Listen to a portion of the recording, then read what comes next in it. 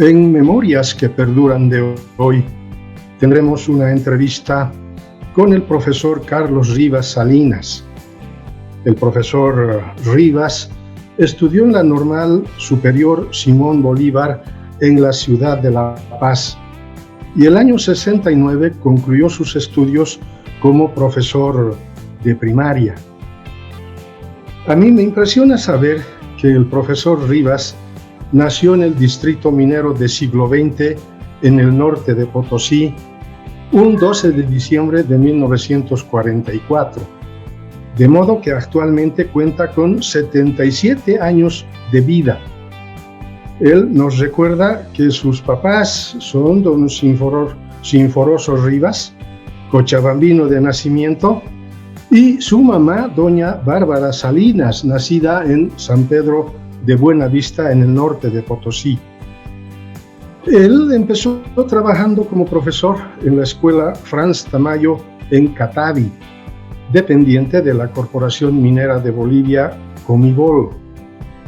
El trabajo docente le ha permitido también vincularse en la actividad política, la actividad sindical, cultural, deportiva en aquel distrito minero, donde dedicó también su talento al deporte. Fue presidente de la Asociación de Fútbol, de Básquet, pero también fue secretario de Cultura del Sindicato de Trabajadores Mineros de Siglo XX, y en esa condición ocupó el cargo de director de la radio La Voz del Minero de Siglo XX. Recuerda el profesor Rivas que el año 75 el gobierno dictatorial de Banzer ordenó una intervención de mineros. Pero para no ser yo el protagonista de esta entrevista, decirles que el profesor Rivas, el 87, como muchos profesores de la minería nacionalizada y particularmente los mineros, sufrió también el golpe de la relocalización a partir de la aplicación del modelo neoliberal por Víctor Paz Estenssoro, que prácticamente desmanteló las minas del país y que después finalmente se convierten en cooperativas y no tienen dependencia del Estado. De modo que el profesor Rivas, del 87-88 en adelante, radica en Cochabamba, una nueva etapa de docente en el que incursionó también en la actividad administrativa escolar, siendo director distrital en varios lugares a raíz de concursos de méritos, y finalmente terminó su carrera docente jubilándose del magisterio. Pero fue dirigente, secretario ejecutivo de los maestros jubilados de Cochabamba a partir del 2018 hasta el 7 de mayo, donde el profesor posesionó un nuevo directorio. Profesor Rivas, quiero darle la cordial bienvenida a este programa Memorias que Perduran y agradecerle por permitirnos recordar su semblanza de vida a raíz de esta conversación que vamos a iniciar hoy. Su saludo, por favor. Señor Rojas, el agradecido soy yo. Me siento honrado de participar de este programa que tan gentilmente dirige usted. Estoy llano a responder las preguntas que usted me haga y lo voy a hacer de todo corazón. Buenas tardes a la audiencia, a quienes son adictos para escuchar este magnífico programa. Bueno, la primera pregunta. Había dicho que usted nació en siglo XX. ¿Qué recuerdos tiene de siglo XX? Bueno, yo puedo manifestar que yo soy pobre de nacimiento. Nací de una mujer excelente, luchadora, trabajadora, que tuvo la valentía de mantenernos a 3 hijos, entre ellos yo. Bueno, soy hijo natural y bueno, pero esa mi pobreza ha hecho que yo me identifique finalmente con la clase obrera, me identifique con los desposeídos y con los explotados. De nacimiento tenía esa mística de servicio Mi madre era trabajadora de la empresa minera Catavi. Durante la guerra del Chaco no había hombres y ella era jefe de la sección plantas en Canfroat y trabajaba por turnos, primera, segunda y tercera punta. Entraban a las 7 de la mañana, salían a las 3 la primera, la segunda 3 de la tarde, 11 de la noche, y la tercera punta 11 de la noche, 7 de la mañana. Bueno, con mucho sacrificio, con mucho esfuerzo, mi madre logró finalmente mantenerme con la sopa, alimentación, y es gracias a ella, a su sacrificio, que logró salir maestro de la Escuela Normal Libertador Simón Bolívar de la Ciudad de La Paz. Bueno, es conveniente también que lo menciona mi padre. Mi padre me reconoció a mis 12 años. Fue a siglo XX, él radicaba acá en Cochabamba. Y bueno, fue allá, me reconoció a partir de la secundaria, porque la primaria, toda la primaria llevé el apellido de mi madre, Carlos Salinas Salinas, simplemente. Bueno, yo ingresé a las escuelas de Comibol, que no tenía derecho porque mi madre ya no trabajaba, ella se dedicaba a la venta de fruta, a la venta de, bueno, de cosas de la época, para poder sobrevivir ella y sus 3 hijos. Bueno, luego mi padre, una vez que me reconoció, bueno, me dio el apellido, me atendía eventualmente, pero gracias a él he logrado estudiar en el Don Bosco cuando se estaba fundando allí en Coalpapampa, y posteriormente estudié durante 3 años en el Instituto Americano. Esto como consecuencia de que mi padre era solvente económicamente, porque él era diputado del MNS, era un hombre muy fuerte durante esa época. Estoy informado de que él era el que distribuía los terrenos producto de la reforma agraria. Él era dirigente de la Central Campesina acá en Quillacollo, donde ahora funciona el Colegio Militar de Terevic. Pero luego, después de haber estudiado en el Instituto Americano, mi padre me da la posibilidad de escoger irme al siglo XX con mi madre o irme con él a la Argentina, porque ya se avisoraba el golpe de Estado de Barrientos. Entonces, los emenetistas estaban escapando, si vale la expresión, autoexilándose, y mi padre era uno de ellos. Bueno, yo simplemente fui al siglo XX a despedirme de mi madre, pero cuando la vi a mi madre, dije, no, prefiero la pobreza con mucho cariño y no la ostentación con látigo, porque mi padre era muy estricto, muy duro. Me quedé con mi señora madre y no me arrepiento. Y luego de 30 años me vi con mi padre, después de 30 años. Prácticamente él no hizo absolutamente nada para que yo sea lo que soy, ¿verdad? Pero, sin embargo, como son los azares del destino, sus hijos lo abandonaron, ya de viejo, tuvo que vivir conmigo. Vivió conmigo y murió justamente en casa junto con mi esposa, mi familia. Es decir, esa sería mi vida. Yo fui un muchacho que estudió en Comibol, la insinuación de mi madre y mi abuela que iban a hablarle al director de Comibol, insinuándole que me reciban, por favor, que yo no tengo trabajador. Y producto de esa insinuación de mi abuela y mi madre, me estudié en la escuela Franz Tamayo, donde luego fui maestro. Y bueno, y así terminé en las escuelas de Comibol, insinuando cada año al director para que yo pueda estudiar allí. ¿Y cómo es el destino? Luego yo fui director de esas escuelas y llegó un momento en que muchos que no tenían trabajador venían a insinuarme que les inscriba, yo les inscribía. Y eso fue motivo para que el gerente de la empresa me llame la atención y me diga, señor director, ¿qué pasa con usted? Usted tiene más de 100 alumnos que no tienen dependencia de trabajadores. Le comenté mi experiencia, etcétera. Dije, es que a mí me ocurrió eso y yo no puedo negarles, ¿qué tal? Y el gerente me dijo, bueno, lo felicito. Realmente ha sido una actitud noble la suya. Esa sería la parte de mi infancia, mi juventud. Soy egresado del Colegio 1 de Mayo de Yagua. Tuve excelentes maestros y bueno, esa sería mi experiencia de niño y de joven. Profesor, ¿qué destacaría usted, habiendo sido estudiante, luego profesor y director de las escuelas del Comibol en Catavi y en el siglo XX? ¿Qué habría que destacar de las escuelas de Comibol?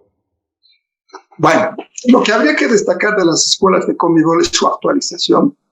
Además, estaba rodeado la Dirección Departamental de Educación de la Corporación Minera de Bolivia por gente muy instruida, gente que leía constantemente y se actualizaba.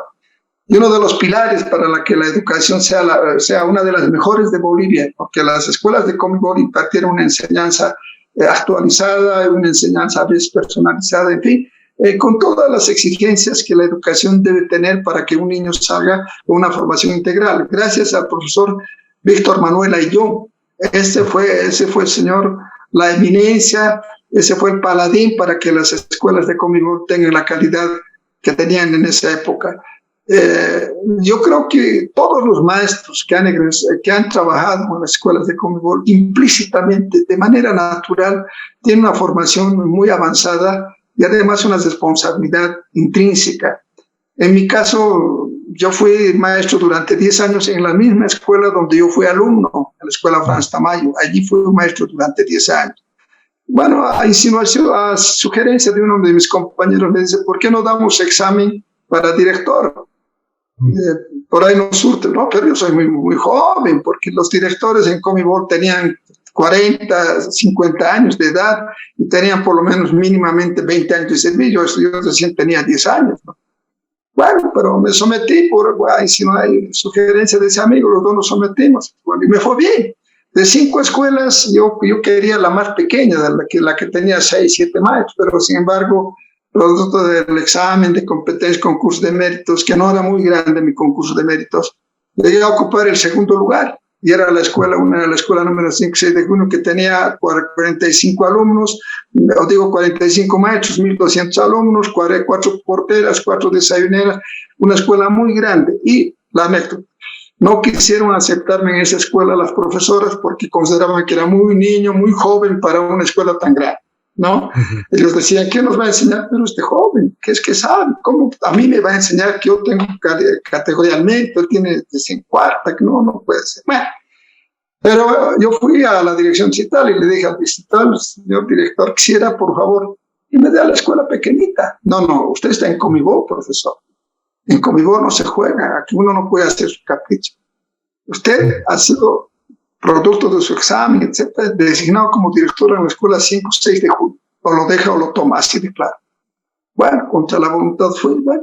Y a partir de entonces, nunca más, bueno, volví al aula cuando, producto de la deslocalización, vine acá. En Punata trabajé 8 meses como maestro. Después, prácticamente de los 45 años que tenía trabajados, porque me jubilé después de trabajar 45 años, solo 11 años trabajé como docente de aula y luego el resto son cargos de director, autoridad, etc.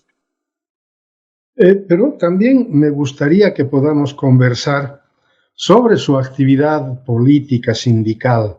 ¿Cómo es que se anima a incursionar en este ámbito allá en Yayagua, en el siglo XX? Mire, le había comentado al comenzar esta intervención que yo soy de origen pobre.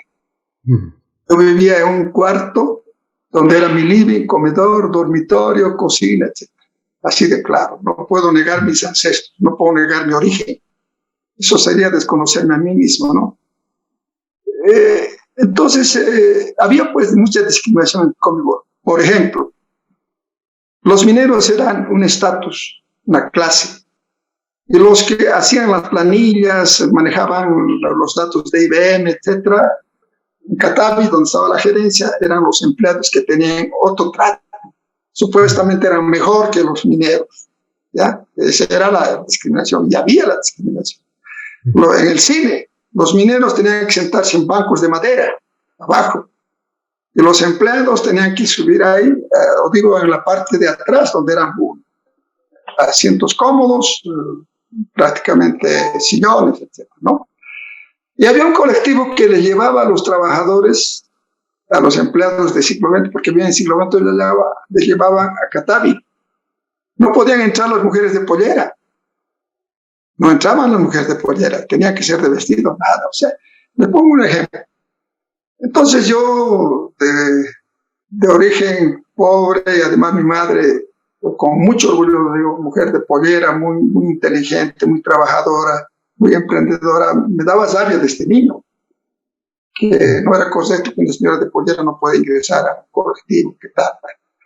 Entonces, mi origen ha hecho de que yo siempre sea de izquierda, que pelee por los que no tienen o por los que tienen poco y que no esté el poder económico y político en manos de unos cuantos. Cuando quienes producen, quienes ponen la mano de obra son los más y los menos porque tienen la maquinaria, los medios de producción, sean los que reciban, etcétera, no todo lo que viene. Entonces, cuando yo egresé después de maestro, empecé a trabajar en una escuela francesa en 1970. Yo no tenía mucha idea de incursionar en la actividad política, era nuevo, yo quería dedicarme exclusivamente a mi trabajo, pero me escucharon hablar y le dijeron uno de ellos me dijo, profesor, yo quisiera que nos coopere, tenemos un club, magisterio, y quisiera que usted nos presente como delegado. Bueno, yo dije, no hay problema, y fui. Y allí lo conocía a don Irineo Pimentel, etcétera, que él era muy deportista, por eso el estado donde lleva su nombre, ¿no? Lleva Irineo Pimentel Sojas. Sí, sí. Y mi suerte, yo fui secretario de Hacienda del don Irineo Pimentel. Me eligieron y bueno, luego fui presidente de una liga infantil que era lo de los hijos de los trabajadores, posteriormente. Y así, y bueno, incursioné un poco en la actividad deportiva. Y los trabajadores mineros, al ver que yo tenía esa inclinación por ellos, y yo siempre estaba al medio de ellos, no, siendo maestro, a mí eso era relativo. Para mí era más importante estar con ellos. Cuando iba hacia asambleas, yo estaba metido al medio de ellos para escuchar las discusiones y el análisis político que hacían sobre las intervenciones, sobre las huelgas, etc. Bueno, entonces me invitaron los del Partido Comunista. Nunca he sido del Partido Comunista, pero he trabajado con ellos como simpatizante. He trabajado como simpatizante con el Partido Comunista. Me invitaron para ser secretario de Cultura, para ocupar el cargo de secretario de Cultura, y a la vez el que era secretario de Cultura era director de la radio La Voz del Minero. Ganamos las elecciones.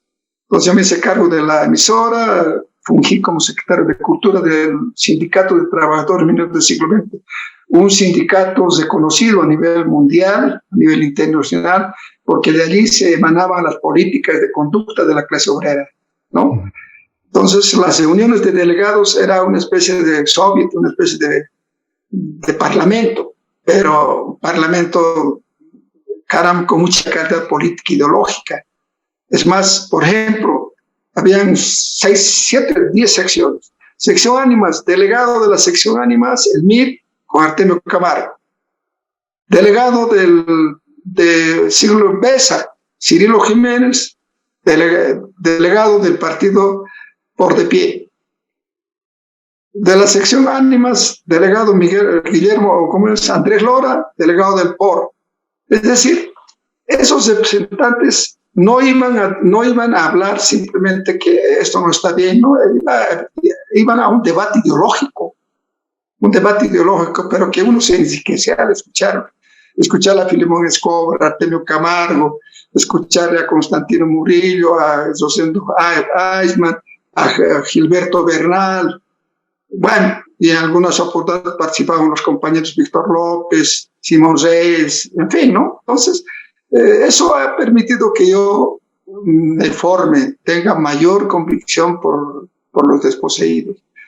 De ese modo, bueno, pero no duró mucho mi cargo de secretario de Cultura, porque el mes de junio del 97 Banzer intervino las emisoras, intervino las minas, entramos los dirigentes a la clandestinidad. Lo primero que hicieron fue retirar los fuentes de trabajo. Me entré a la clandestinidad. Estuve en la clandestinidad durante 2 meses. Pero el servicio de inteligencia de la policía, del Ministerio del Interior, el ejército que tiene su propio servicio de inteligencia, bueno, nos cogieron. Caí yo junto con el secretario de Relaciones del Sindicato del Siglo XX, el compañero Alfredo Santisteban. A los dos nos llevaron así emanillados a la región militar de Uncía, allí nos hicieron la declaración. Luego a la noche nos trasladaron a un regimiento de Oruro, donde el general Gambul era el comandante, igual, declaraciones. Posteriormente nos llevaron hasta La Paz. Estaba a cargo de nosotros un capitán, Gastón Orellana, que era del servicio de inteligencia, no sé, de la CIA o del ejército, pero era un hombre que tenía mucho poder solo siendo capitán. Luego nos llevaron al Estado Mayor, nos hicieron las declaraciones. Por último, nos llevaron al Ministerio del Interior, donde estaba Peredas Boom. Peredas Boom nos agarró a Jasos, etc. A mí particularmente, sé qué hace un maestro con los mineros, qué tal, usted debe ser el ideólogo. Y posteriormente nos votaron en el DOP, en el Departamento de Orden Político, que antes funcionaba frente a la librería Xisber, que ahora es el Parlamento, ¿no? Ya desapareció. Allí estuve 3 meses. Posteriormente nos liberaron, pero allí en el siglo XX teníamos que ir a firmar a UCIA todos los días para constancia de que nosotros estábamos en el distrito. De ese modo incursioné en la actividad sindical política y posteriormente fui secretario ejecutivo de los maestros de la empresa minera Catavi durante 2 años y también fui secretario de Hacienda de la Asociación de Maestros Mineros de Bolivia, Comibol. El secretario ejecutivo era don Walter Camacho, no sé si usted ha escuchado alguna vez de él, que era secretario de Cultura de la Federación de Trabajadores Mineros de Bolivia. Un hombre muy inteligente, bastante preparadísimo. Él era el ejecutivo y yo era el secretario de Hacienda. Esa sería mi actividad política sindical. He trabajado con el Partido Comunista casi toda una buena temporada, pero simplemente en calidad de simpatizante. Profesor Rivas, me gustaría saber cómo fue el trato que le dieron en la DOP en esos 3 meses de detención en La Paz. Bueno, mire, a mí no me gusta exagerar, no me gusta mentir. No sé cuál la razón, pero el capitán Gastón Orellana, que en paz descanse, ya había muerto, le caí simpático, o sea, le gustó la forma como, porque hemos estado casi 2-3 días con él, porque nos llevaba de un lugar a otro. Entonces yo le digo, pero ¿por qué se mete? Pero yo le conté y me dijo, bueno, hay razón, usted se mete, pero nadie le va a creer que usted, por las razones que me está explicando, esté con los mineros. Van a creer que usted es el ideólogo, que usted da la línea, etc. Entonces, en este momento se está considerado peligrosísimo en el Ministerio del Interior, particularmente, como un hombre peligroso. Entonces, por eso me han dado para que lo custodie. Como me agarró el ejército, porque allanaron mi casa los del Ministerio del Interior, que destrozaron mis cosas, allanó el ejército, que solamente vio mi biblioteca, dijo, este señor tiene muchos lindos libros, ¿qué tal?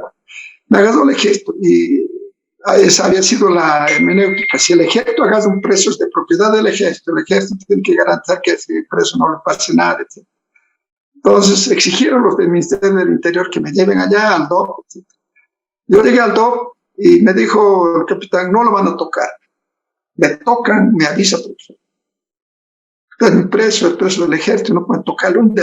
Estamos cumpliendo el requisito que exigen los ministerios del Interior para que usted le tomen las declaraciones. Bueno, pero el DOP era un lugar donde se escuchaba todos los días gritos, torturas, etc. A mí no me han tocado. Mentiría si dijera a mí me han hecho esto. No, absolutamente. Ni al compañero Santi Esteban que estaba conmigo, al otro compañero minero no lo han tocado tampoco. Pero sí les han torturado una pena. Compañero Emil Balcázar, no sé si alguna vez escuchado usted, pues a José Pimentel, que ha sido ministro de Minería, etc. Él lo tenía, al hijo de Irineo Pimentel, ¿no? Lo tenían preso, incomunicado y todas las noches le hacían la tortura y los gritos respectivos. Pero a mí particularmente, señor periodista, no me han tocado absolutamente nada. Por eso yo no, para ser el bueno, el valiente, decir, me han torturado, no, de ninguna manera. No me han tocado absolutamente. Me decía que usted tuvo la oportunidad de conocerlo a don Juan Lechino Kendo. ¿Qué destacaría de don Juan? Una vez que había incursionado una vez que fui secretario de Cultura del Sindicato del Siglo XX, habían 2 representantes, porque nosotros estábamos afiliados al sindicato. Los maestros estábamos afiliados al sindicato. En mi condición de afiliado es que yo me postulé y fui secretario de Cultura y director de la emisora. Entonces, cuando se elegían los delegados por el distrito del siglo XX, aparte por de Catavi, había el cupo para 2 maestros en el sindicato del siglo XX para que vayan a los congresos de la Federación de Mineros. Entonces, no sé, es cuestión de suerte, no sé qué explicación dar, pero nunca he faltado a ningún congreso de la Federación de Mineros cuando trabajé allí en siglo XX. Siempre era elegido, al extremo de que Andrés Lora, que era muy torpe, era representante del Partido Obrero Revolucionario por de Guillermo Lora, que es su hermano, decía, a mí no me cae ningún maestro. Estos no son obreros, no son nada, son pequeños burgueses. ¿Qué tal? Lo acepto, profesor Rivas, a dientes porque lo conozco, somos del lugar, etcétera, pero del resto de los martes confío. Es ahí donde yo tuve la oportunidad de conocer a Juan Lechín Oquendo, y lo conocí a Víctor López, Filimón Escobar en siglo XX, a Simón Reyes, en fin, a toda la cúpula, a toda la crema florinata del movimiento obrero. Pero discúlpeme, yo no tengo nada contra los actuales. No se le iguala ni a la pezuña de ninguno de los compañeros actuales mientras la copa. Absolutamente. ¿Ya? Porque allí era debate ideológico. Duraban los 5 días. Bueno, miren, no por error, sino porque no había espacio, me dieron una cama cuando estuvimos en un congreso en el Cine Esmeralda, justamente durante la época de Banzer, cuando las 4 mujeres hicieron la huelga de hambre, ya había un poco de apertura a los sindicatos, se permitió a la federación hacer el congreso, un congreso todavía con miedo, porque todos creíamos que yendo al Cine Esmeralda, que es en la Sagárnaga, iba a haber las detenciones y simplemente era un anzuelo para que nos hagan presos. Pero los mineros eran cobardes. Tenemos que ir, total, aquí o allá nos van a agarrar presos, tiene que hacer. Esa era su lógica. Y fuimos.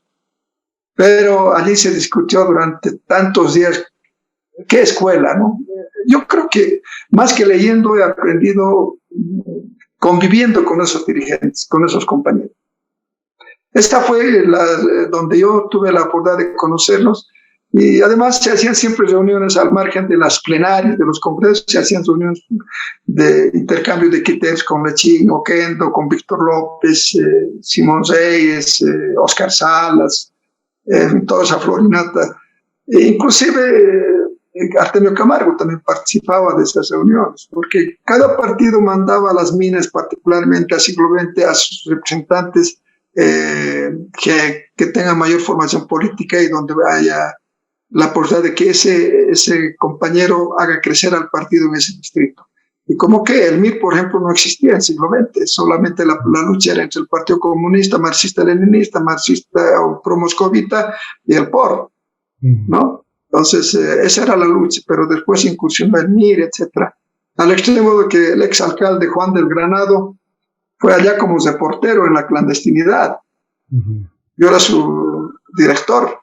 Y bueno, nos encontramos en una oportunidad y rememoramos un poco el partido. Bueno, él era muy jovencito, con una melena, un blusín, pero siempre era un muchacho a su edad muy capaz. Ese es el panorama. Posteriormente, compañeros Rojas, llegué una vez hecha ya toda la actividad, me dediqué un poco a cooperativismo, ¿no? Fui presidente de una cooperativa donde eran 15,000 socios. Bueno, y allí terminé un poco mi carrera porque yo no soy partidario de prorrogarme ni de que la misma gente continúe usufructuando el poder.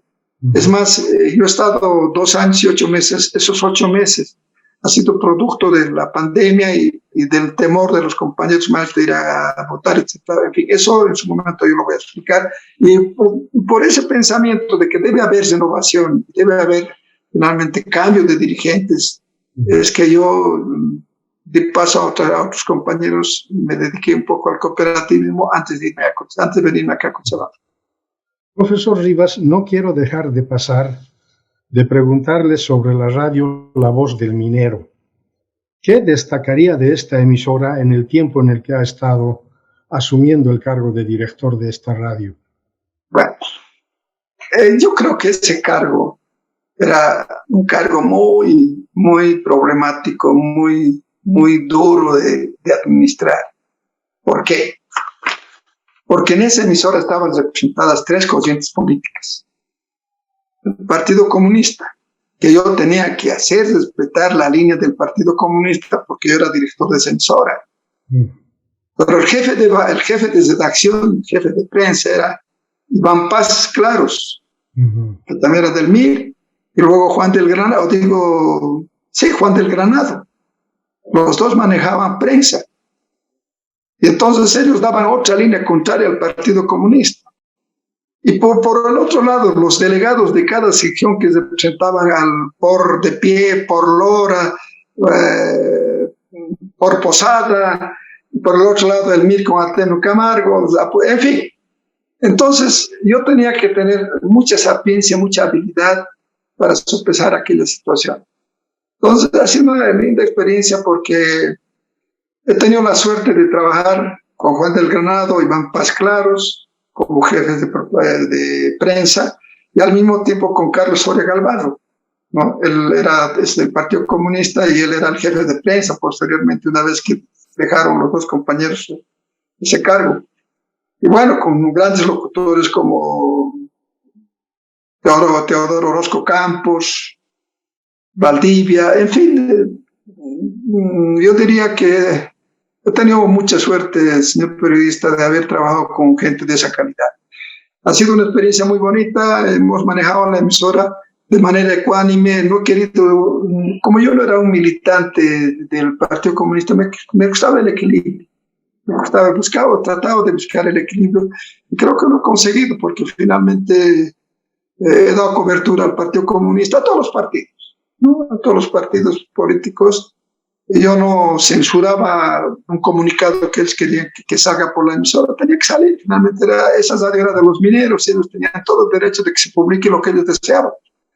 Esa fue mi experiencia en la emisora, donde gané bastante experiencia, me agradó mucho el periodismo y también hice bastante amigos. Usted ha tenido que sufrir también intervenciones militares en el siglo XX. Seguro que sí. Claro, sí. Mire, yo digo, las intervenciones militares se suscitaron desde niño, desde que yo fui niño. Y no sé, más bien ahora no hay tanto descalabro, si va la expresión, de parte del ejército. Antes el ejército entraba a las minas y de los aviones disparaba sin asco, ¿no? Sin asco, no le interesaba si han muerto niños, jóvenes. Era increíble, era más o menos algo como lo que estamos viendo ahora en Palestina, ¿no? Que disparaban desde los aviones y muera quien muera. Entonces, ha habido permanentes intervenciones. Por ejemplo, justamente yo no tuve la oportunidad de tener vivencia de la noche de San Juan porque yo estaba estudiando en la Normal de La Paz, en 67. Justamente era mi primer año en la ciudad de La Paz. De eso ocurrió en el mes de junio cuando estaban por dar la vacación. Yo ya llegué cuando dieron la vacación. Entonces, pero allí igual murieron muchos, hubo una intervención muy dura. De igual manera, durante el gobierno de Vance, hicieron barbaridad y media. Pero lo que más me duele es que habían infiltrados entre los trabajadores, y esos son los que prácticamente han hecho de que los compañeros mineros, muchos de ellos caigan muertos inclusive, porque ellos daban la información. Le voy a contar una anécdota, señor Ramírez. Adelante. Había un profesor interino de educación física enviado de la ciudad de La Paz, Marcelo Elías, no sé si usted ha escuchado, un hombre de 2 metros de educación física. Era un hombre extremista, más que trotskista. En las asambleas él hablaba y decía que quería lo más duro, lo más contundente contra ese gobierno, qué tal, en fin, ¿no? Y todos lo admiraban. Y él era amigo de todos porque era de una línea muy ultra, ¿no? Bueno, cuando intervinieron las minas, los agentes sabían dónde dormía el trabajador y dónde dormían sus hijos. Dónde estaba la vivienda, en fin, todo. Entraron como con un mapa, directamente a agarrarlo al trabajador, directamente a agarrarlo al hijo, si era el hijo político, no lo tocaban al papá. No sabíamos quién había dado una información tan precisa. Cuando me llevaron, juntamente con el compañero Alfredo Santisneves, al Ministerio del Interior, cuando Pereda nos citó, ese señor Marcelo Elías estaba parado al lado de Pereda Asbun, con su terro bien impactado. O sea, era un infiltrado que Vance le había mandado para que haga ese trabajo. Ha trabajado durante tantos años para hacer ese trabajo y terminar en las minas. Y gracias a ese señor, por culpa de ese señor, muchos han muerto y han caído presos y han sido exilados, torturados. Había gente así que yo ya me olvidé los nombres de muchos que los he conocido. Este niño, yo los he conocido que actuaban de esa manera. Esa sería la relación. Ahora hablemos de la relocalización, fruto de la aplicación del modelo neoliberal 21060. Me decía que usted luego del siglo XX se vino a Cochabamba. ¿En qué circunstancias se dio este cambio? Bueno,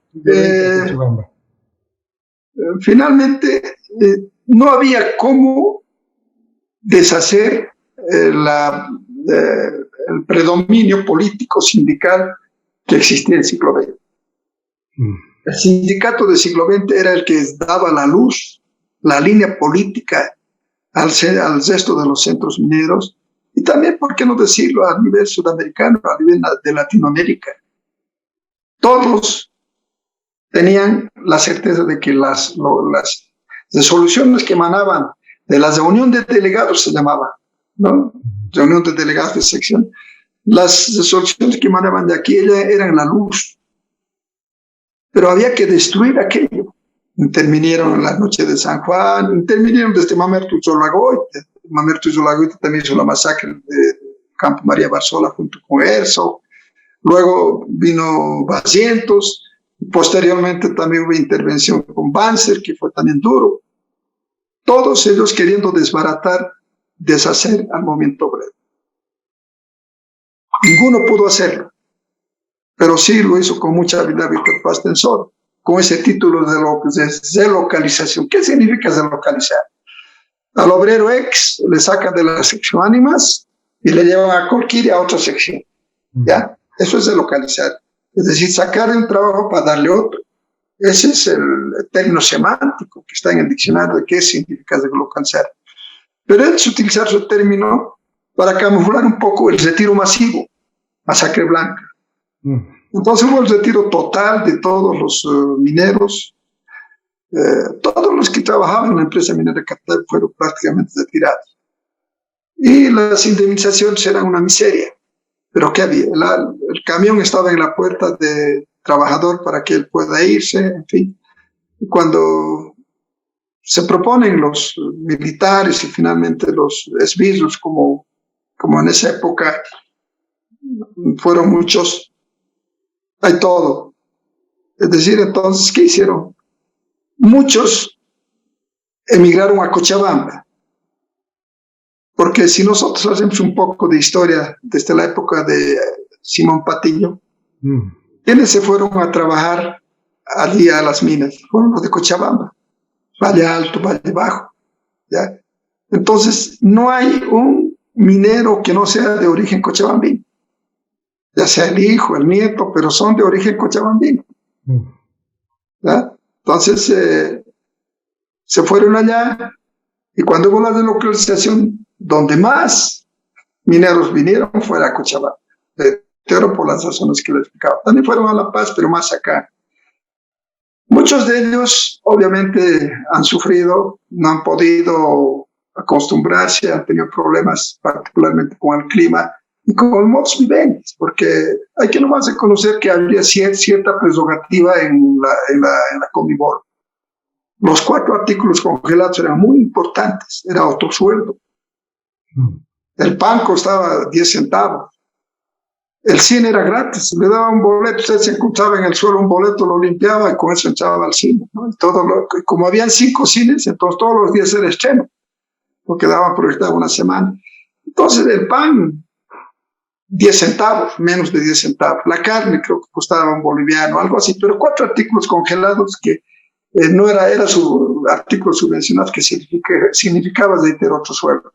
Entonces, cuando se vinieron acá, a Cochabamba, o cuando emigraron al resto de las ciudades de Bolivia, sintieron ese cambio. Pues, ahora tenían que vivir, ya no había los 4 artículos congelados. Usted en las minas podía estar sin 1 centavo durante un mes, no tenía necesidad de plata.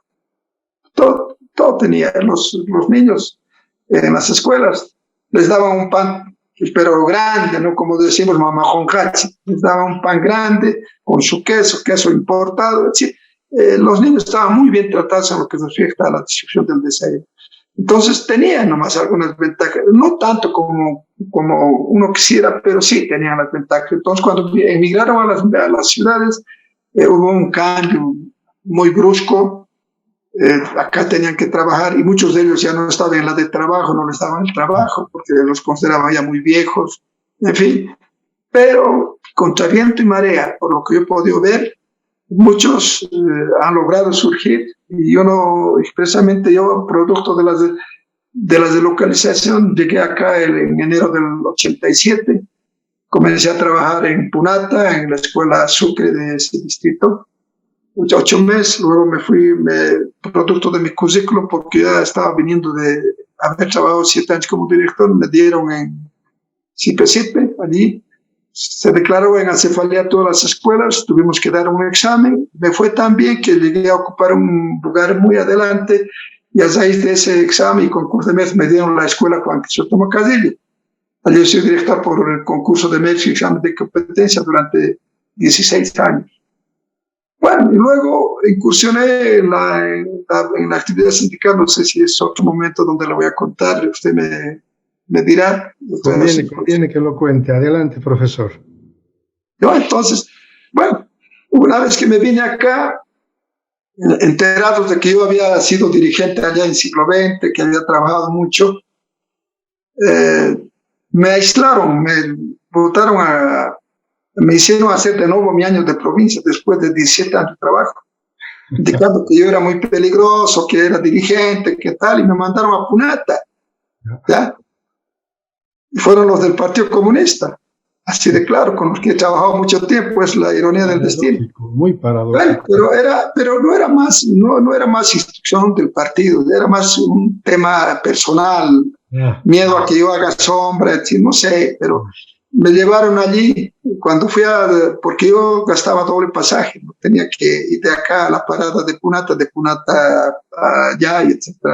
Yo fui a la dirección distrital y le dije al señor Garbizo, que era el supervisor, si podía haber la posibilidad de que me lleve al Valle Bajo. El revisor me dijo, pero usted había sido director 7 años, ¿por qué no se va a Sipe? Pero le advierto, los cochabambinos no quieren a gente extraña. Si usted quiere correr el riesgo, bueno, vamos, bueno, ya no importa, total. Nada uno pierde sin probar. Fui allí y me encuentro con 5 maestros que yo fui su director. Oh, yeah. Y me recibieron con los brazos abiertos, me dijo, oh, qué bien, qué tal, qué tal. Entonces, en ese interín, me invitan a la Federación de Maestros de Cochabamba como secretario, candidaté como secretario de Cultura, ¿no? Estoy hablando ya del 88, secretario de Cultura. El 90, ejecutivo de primaria. Y luego el 92, ejecutivo general. Esa infraestructura en parte es mi obra. Durante la época de ministro de Educación, Piña Melgar, se hizo una huelga el 89. Y producto de esa huelga, se llegó a un convenio y nos devolvieron los descuentos que nos hicieron, y antes daban a los sindicatos, a las federaciones esa plata. Y producto de esos dineros recibidos, el compañero Hernán Santos, que era del Partido Comunista y estaba de ejecutivo, levantó la obra gruesa, pero se terminó el dinero, solo alcanzó para la obra gruesa. Luego se hizo cargo Víctor Cáceres. Teníamos extensiones, hectáreas de propiedad en el Chapare y teníamos también un terreno en las cuadras. Víctor Cáceres vendió todo eso para supuestamente terminar, no logró terminar. Y luego me hago cargo yo, así en ese estado como está. Yo peor, ¿de dónde voy a sacar dinero? En fin. Pero conversado con algunas personas, dije, ¿por qué no hacemos esto? Esa vez estaba Banzer de presidente y estaba Edín Céspedes de ministro de Educación, Camba, que vivía en Camba de Santa Cruz. Bueno, Fue y le dije, señor, me puse de acuerdo con el director departamental Andrés Aguilar y con el secretario de familia, señor Andia. Mire, quiero que me cooperen, queremos terminar esto. Viajé allí, me recibió el INSET, me dijo, ¿qué dice los comunistas? ¿Qué tal? Bueno, ministro viniendo a nombrarle padrino de la sede de los maestros de Cochabamba. No, ¿qué estás queriendo hacer? ¿Qué tal? Te van a colgar, te van a decir vendido. Ministro, por favor, estoy viniendo a nombrar seriamente. ¿Qué quieres que te regale? No, yo no quiero nada. Pero entonces, ¿qué quieres? Simplemente quiero que usted saque una resolución ministerial autorizando en la matrícula un boliviano para la Federación de Maestros de Cochabamba. Nada más. Pero es sencillo. Ministro, eso es lo que yo deseo. Quiero esa plata para hacer terminar esa serie. Pero necesito la presencia del director departamental que está allá afuera esperándole, está haciendo audiencia. Tú te has venido todo. Necesito al padre de familia, ¿por qué les van a pagar? Está también el padre de familia.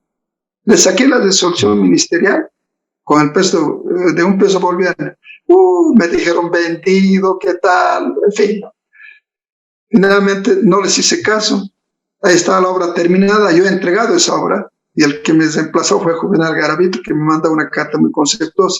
Y todos los que me tildaron de traidor, etc., vinieron a disculparse, a decirme, Carlos, disculpamos, ¿qué tal? Has trabajado con mucho tiempo. Y ahí está la sede de la Federación de Mineros, o digo, de los maestros, concluido durante mi gestión en el año 1992. Luego de cumplir eso, fuimos al Congreso a Montero. Allí me eligieron secretario ejecutivo de Finanzas de la Confederación de Trabajadores de los Trabajadores de Educación Urbana de Bolivia, CTV, y allí estuve casi 3 años con Javier Valdivieso, el amigo Zojas, que era ministro de Trabajo de Evo, no sé si se acuerda, Zojas.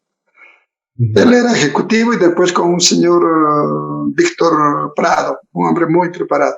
Con él estuve 3 años en la federación y luego me vine a Cochabamba. Bueno, después ya no quise incursionar más en la actividad política sindical, un poquito me decepcioné. Y bueno, fui de director distrital en Santibáñez, luego fui jefe de evaluación en el SEDUCA, de evaluación y educación bilingüe, y posteriormente, producto de un examen y concurso de MED, fui director distrital de Tiquipaya durante 3 años. Y bueno, por invitación del entonces Manfred Desvilla, fui director departamental por un tiempo, pero entonces no quise ir, pero simplemente hasta arreglar algunas cosas, me volví nuevamente a Tiquipaya. Y bueno, producto de esa cesación, los cargos de autoridad, me dieron varias direcciones. Fui director de la Escuela Casillo con concurso de méritos, fui director de la Escuela Gumucio, de la Escuela Estados Unidos de Jaihuanco, de la Escuela Brasil, frente a la terminal. Entonces, esa fue mi trayectoria ya un poco de administrativo, de autoridad. Bueno, posteriormente, el 15 del año 2015, me jubilo. Soy jubilado desde hace 5 o 6 años. Yo estuve 2 años tranquilo, me dedico mucho al deporte, practico raqueta frontón, tengo un grupo de amigos, yo también me dediqué a eso, a jugar, etc. Me invitaron al Frente de Dignificación, del cual es también militante el profesor Alberto Mariscal. Me invitaron y me dijeron que si yo podía aceptar ser candidato, pero si no, nadie me conoce, ¿cómo voy a ser candidato? Si decía, me jubilado, no. Bueno, tuve la suerte de ganar y bueno, hasta ahí terminaría una parte de mi relocalización, lo que hice posteriormente en Cochabamba. Ya radico más de 32 años, me considero ya cochabambino. Sí, le diría que pudiera hacer una comparación del sistema educativo de Comibol y el sistema que se imparte en la ciudad. ¿Qué diferencias encontraría? Una diferencia extrema, más que todo de responsabilidad. Pero sin embargo, yo quiero manifestar lo siguiente. En Comibol había un control riguroso. Hubo una época en que los exámenes para los alumnos llegaban desde La Paz. Tenía que ser delegado del proceso de exámenes un maestro de otro establecimiento. Entonces el maestro no veía absolutamente. Daban el examen los alumnos y esa información iba a La Paz. Pero no lo estaban evaluando al alumno, sino al maestro. Ese tipo de control había en Comibol. Entonces el maestro, por antonomasia, de una manera natural, era responsable, leía, investigaba. No era un maestro que se quedaba con los brazos cruzados.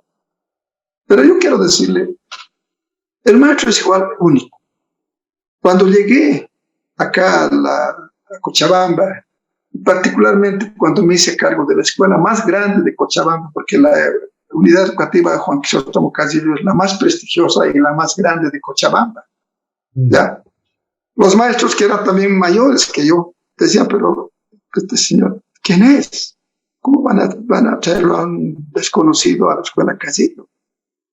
La escuela que es la más grande, 900 alumnos, 35 maestros, ¿qué tal? Bueno, pero, en fin, sabrán lo que hacen las autoridades. No creo que dure mucho. A los 15 días hago una reunión de un consejo de maestros. Me vieron dirigir la reunión y dijeron, ya posteriormente ya me comentaron, pero a veces son tigre, eso es de apariencia. Bueno, entonces, ¿qué es lo que importa? O digo lo que prevalece. El director es una pieza fundamental para que el maestro ejecute las políticas educativas, pero no imponiéndole, no diciendo usted me va a hacer esto. Es cuestión de saber administrar. Yo tuve en Comibol excelentes maestros, pero también en la escuela Casillo y en las otras escuelas, en la Gumucho, en la escuela Brasil, tuve también excelentes maestros.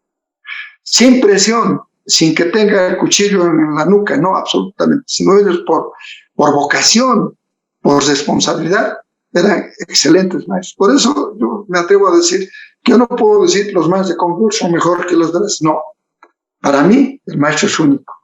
Pero es muy importante que sepa dirigir, manejar ese establecimiento. Yo no les decía, vas a hacer esto, tú tienes que no. ¿Por qué no hacemos esto? Haremos. Participaremos todos. No, director, usted no. Nosotros lo vamos a hacer. Entonces se ofrecían los maestros y en la escuela Casillo, como en Comibol, había una educación de primera. Así que ese es mi punto de vista, es mi criterio. Tal vez otros maestros no coincidan con aquello, ¿no? Mire, yo le voy a contar una anécdota pequeñita. Otro compañero que se vino de Comibol, de Qatar, le dieron Colomi. Fue un día jueves. Aquí yo estoy viniendo de Comibol, le decía tal, yo soy una eminencia, aquí no se hace nada, no se trabaja, conmigo va a ser diferente, que aquí lo único que hacen es organizar, que tal, bueno. Mañana no voy a venir, tengo que regular mi memoranda. Para el lunes, pancartas con candado en la escuela diciendo que no lo van a recibir. ¿Cómo? No. Uno tiene que entrar con humildad, trabajar un año por lo menos de acuerdo a las políticas que ellos imparten, cómo trabajan, cuál es el modus operandi de ese establecimiento. Y después de conocer bien cómo uno funciona, de siempre, es decir, yo tengo esta idea, ¿por qué no implementamos aquello? Proponerles, no decir se va a hacer esto, no. Entonces, por eso, amigos Rojas, yo creo que mucho depende del director para que una escuela sea buena o mala. El maestro es único. Así es. Ahora hablemos de su paso por la Federación de Maestros Jubilados. En su condición de secretario ejecutivo, ¿cuáles son los aportes más importantes que ha dejado hace poco al haber posesionado a un nuevo directorio? Sí.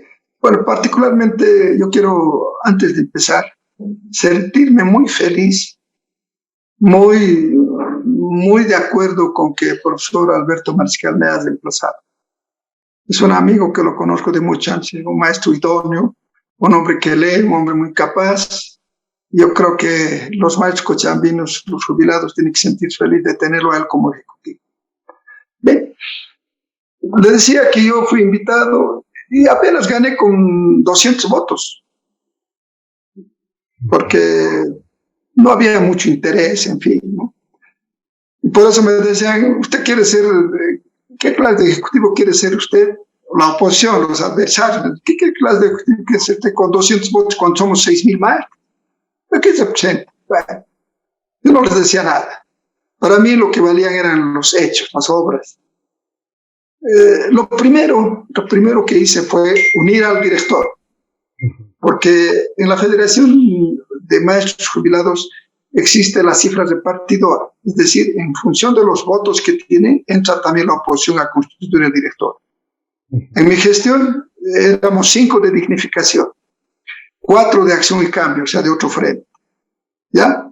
Y 1 de bases. Entonces, ¿qué es lo que ha ocurrido los otros años? Lo que le decía que es muy importante la actitud y el trabajo del director. Acá igual. Los compañeros a los que los he emplazado han llegado a reducirse a 3 personas de 11. ¿Por qué? Porque había un maltrato del Ejecutivo. Había una preferencia hacia su corriente ideológica en desmedro del resto. Entonces, y gente que se robaba la plata como si nada y aquí no decía nada. Hay 4 auditorías de una gestión donde no hay facturas ni recibos, no hay descargos de 81.000 bolivianos. Nadie dice nada. Entonces, lo primero que hice es unir al directorio, manifestarles que yo no voy a actuar en función de frente, sino en función del servicio al maestro. Les di trabajo, les hice participar a todos, no porque yo era oficialista, en ese caso soy oficialista, siendo de dignificación, solo va a ser todo para mí. Logré unir, les di tareas a todos, y particularmente el buen trato, el trato educativo, no displicente, el trato cortés, y particularmente a las damas, hay que respetarlas, ¿no? Entonces, esa fue mi primera política, de unir al directorio, y como que hemos terminado todos, completos, ¿no? Uno que ha denunciado porque le ha dado COVID y ya no quería salir más de la casa, eso era de comprender. Entonces, bueno, el segundo objetivo, manejar de manera transparente el dinero de los maestros, de manera transparente. Hay una contadora, nadie puede sacar un dinero si no tiene un objetivo. Pues he sacado 2.000, ¿para qué? No sé, pero he sacado, no. Se saca 1.000, ¿para qué? Para comprar tal que cuesta 1.000, adelante.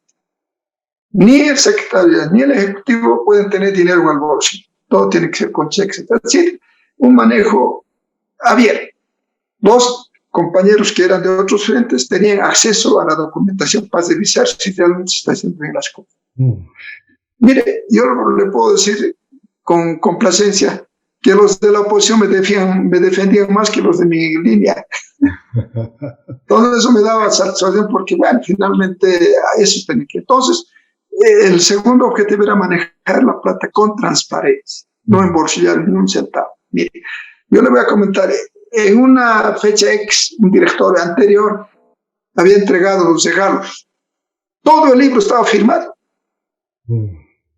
No, nosotros hemos entregado canastones, pero no puede estar firmado todo el libro porque solamente has recibido 4.200 y son 6.000.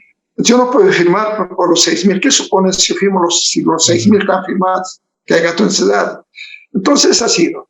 El tercer objetivo era los lotes de la tamborada, que no hemos podido sanar por la burocracia que existía en La Paz, y además el cambio permanente de gobierno, huelgas, en fin, no nos olvidemos que era un proceso, un año de Evo, un proceso de un año de Áñez, etcétera, que no nos ha permitido estabilizar con este problema.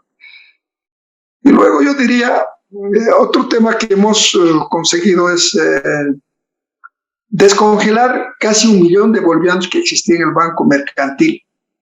Eso era producto de que hubo un golpe de Estado, si vale dentro de la Federación, el 2016-17 más o menos. ¿Ya? Lo destronaron al Ejecutivo y se hizo cargo una comisión de 5 personas. Pero de acuerdo a lo que denuncian las asambleas, este grupo estaba sacando plata y lo estaba depositando en sus cuentas en las cooperativas. Entonces, en 3 meses que han estado, han sacado 450.000 y no es rendición de cuentas, no hay nada. Y a raíz de eso la Confederación, la Comajuf, ha congelado los fondos en el Banco Mercantil. Estoy hablando del 2012, 2015 mejor, 12, son 10 años. Pero. Y ningún directorio ha podido descongelar. Pero es cuestión de suerte. Yo no voy a decir que gracias a mi capacidad, gracias a mi... No es así. Simplemente nosotros a los señores del banco les hemos hablado con mucha educación, con mucho respeto. Les hemos hecho ver que tanto tiempo ese dinero, que no es correcto que esté ahí, etc. Ahora estamos haciendo un trámite ante el Ministerio de Trabajo para que nos puedan reconocer y que con eso quizás ser más enfática nuestros reclamos, nuestros requerimientos. Es cierto, eso ha servido, están haciendo sus clases, pero les vamos a atender.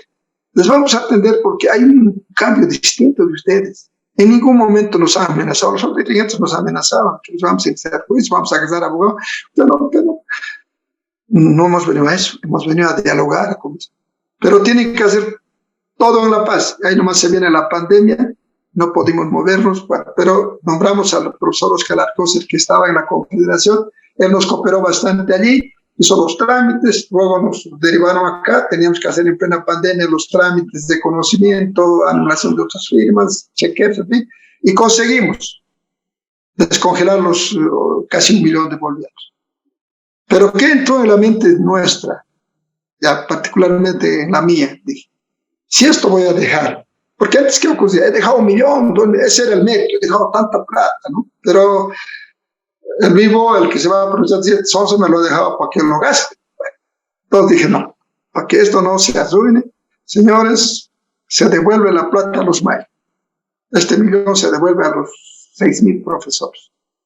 Entonces, desde el 18, gestión 19 y gestión 20 hemos dado canastones, lo que no se hacía antes. Tiene uno por aquí un canastoncito pequeño, pero canastones, en la medida que nosotros hemos dado, hemos instaurado en mi gestión. Hemos dicho, ¿por qué no le damos al maestro un canastón? Si no sabemos en qué se va a gastar la plata, no sabemos si ese otro dirigente se lo va a llevar, preferible que se lo lleve el maestro. Entonces, les hemos dado con esa plata del banco 500 bolivianos y un canastón avalado en 200, prácticamente $100 a cada maestro. En plena pandemia, 4.200, protegiéndonos todos. Felizmente nadie se ha enfermado, nadie se ha contagiado, y esa ha sido nuestra obra estrella. Esa ha sido nuestra política, y es más, yo les dije en cada entrega, porque entregábamos a 150 en la mañana, 150 en la tarde. Teníamos miedo de la aglomeración, tuve que ir a las 4 de la mañana el primer día, porque la fila era hasta la Ayacucho. Entonces les dimos 150 fichas para los de la mañana, 150 para la tarde. Para el día martes, 150 de la mañana, para la tarde, 150 días sucedimiento hasta descongestionar. Y bueno, solo se quedaron los 150. Teníamos que hacer ese sacrificio.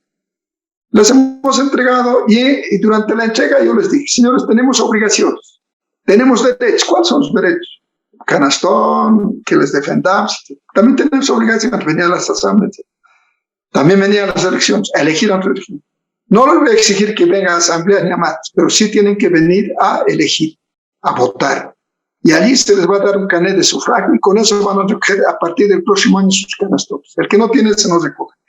Producto de eso, bueno, hemos tenido la afluencia que tal vez usted ha visto, ha habido bastante gente, compañero Mariscal ha tenido más de 500 votos. Uniéndose los 3 frentes no le igualan en cantidad de votaje a profesor Mariscal. Esa sería prácticamente la síntesis. Amigo periodista, no sé si estoy a su disposición. No sé si es muy para concluir la entrevista, profesor Carlos Rivas, de aquí para adelante, ¿todavía qué retos, qué desafíos tiene? Mire, yo tengo el deseo de ir a la Confederación como ejecutivo de la Confederación de Maestros Jubilados de Bolivia. Pero tengo el problema de la familia. La familia no acepta ese criterio. Si usted ha visto, tenía una carrera bastante sinuosa, una carrera muy accidentada, todo en función de servicio.